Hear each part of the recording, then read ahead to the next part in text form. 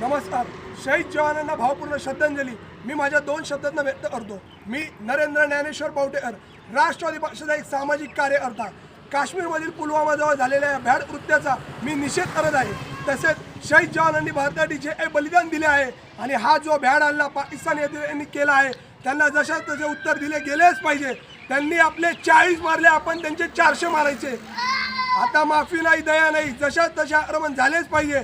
त्यासाठी आपल्या सर्व भारतीय जनतेने आपल्या भारतीय सैनिकांना ताकद, प्रोत्साहन आणि आत्मविश्वास देण्याची व त्यांच्या कुटुंबियांना आदर देण्याची गरज आहे. शहीद झालेल्या जवानांच्या कुटुंबियाची संपूर्ण जबाबदारी आणि संपूर्ण संरक्षण या सरकारने पार पाडले पाहिजे आणि ही संपूर्ण जबाबदारी हाती घेतली पाहिजे. अन्यथा राष्ट्रवादी काँग्रेस पार्टीचे तळागाळातील कार्यकर्ते रस्त्यावर उतरल्याशिवाय राहणार नाहीत. जशाच तसे उत्तर दिल्याशिवाय शांत बसणार नाही. त्यासाठी आम्ही कार्यकर्ते शहीद झालो तरी चालेल. आणि एवढंच सांगतो, याकडे सगळ्यांनी गांभीर्याने लक्ष द्यावे. जय हिंद, जय महाराष्ट्र, जय राष्ट्रवादी.